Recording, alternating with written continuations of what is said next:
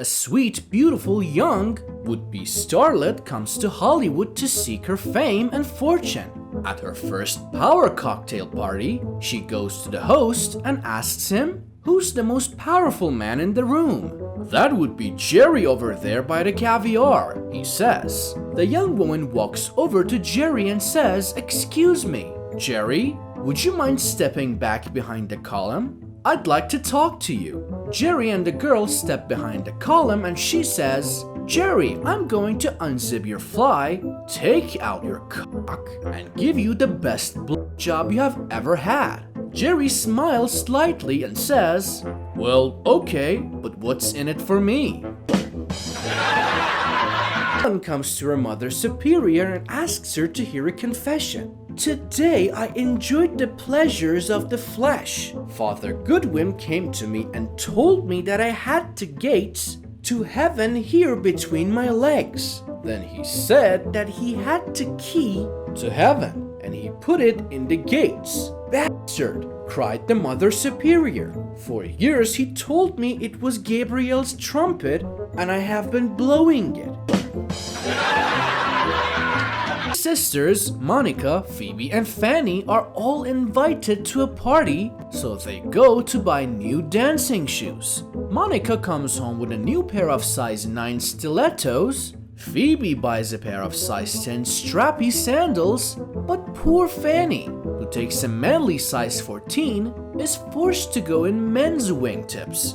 At the party, Fanny sits alone in the corner watching her sisters cut a rug on the dance floor. While the two sisters are dancing, two men approach and point down at their feet. "Wow, those are huge feet." One of the men exclaims. "If you think those are big," replies Monica proudly, "wait till you see our fannies." A woman woke in the middle of the night to find her husband missing from their bed. In the stillness of the house, she could hear a muffled sound downstairs. She went downstairs and looked all around, finally finding her husband in the basement, crouched in the corner facing the wall and sobbing. "What's wrong with you?" she asked him. "Remember when your father caught us having sex when you were 16? He replied. "And remember he said I had two choices? I could either marry you or spend the next 20 years in prison." Baffled, she said, "Yes, I remember, so what? I would have been a free man today." Hunters went moose hunting every winter without success. Finally, they came up with a foolproof plan. They got a very authentic female moose costume and learned the mating call of a female moose. The plan was to hide in the costume, lure the bull, then come out of the costume and shoot the bull. They set themselves up on the edge of a clearing, put on their outfit, and began to give the moose love call. Before long, their call was answered as a bull came crashing out of the forest and into the clearing. When the bull was close enough, the guy in front said, "Okay, let's get out and get him." After a moment, that seemed like an eternity. The guy in the back shouted, "The zipper is stuck. What are we going to do?" The guy in the front says, "Well, I'm going to start nibbling grass, but you'd better brace yourself." Three women were sitting around talking about their lives. The first said, "I think my husband's like a championship golfer. He has spent the last 10 years perfecting his stroke." The second woman said, "My husband's like the winning of the motor racing Grand Prix. Every time we get into bed, he gives me several hundred exciting laps." The third woman was silent until she was asked, "Tell us about your husband." She thought for a moment and said, "My husband's like an Olympic gold medalist for the 400 meters. How so? He has got his time down to under 45 seconds. Couple goes to a psychiatrist. The woman says, "Doc, my husband thinks he's a dog. Can you help him?" Shrink says, "Sure. Have him lie down on the couch." The woman says, "Oh no, he's not allowed on the couch."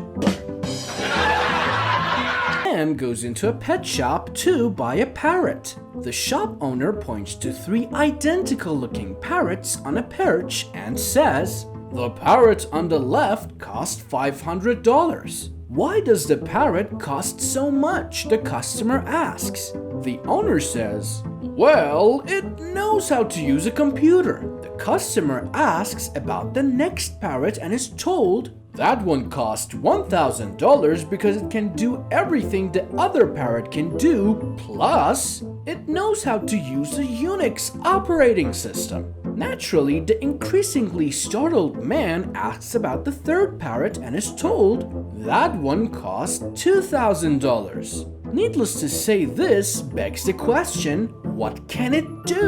To which the owner replies, "To be honest, I have never seen it do a thing." But the other 2 call him boss. A man was walking in the country and saw a pig with a wooden leg sitting outside a barn.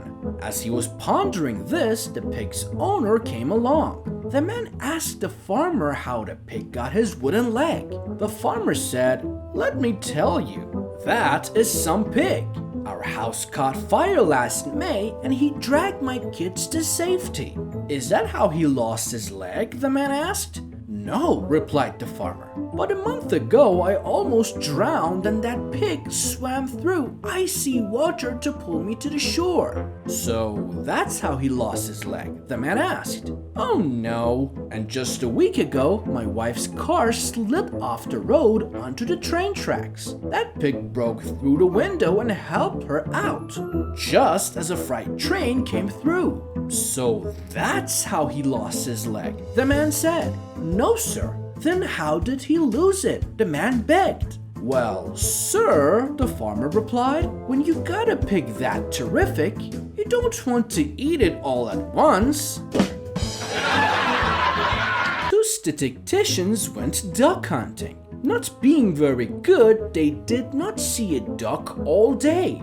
Just as they agreed to leave, a duck flew out in front of them. Both aimed and fired. One shot went 2 meters to the left of the duck, the other 2 meters to the right, and the duck escaped. However, they went home very happy, because on average, the bird was dead.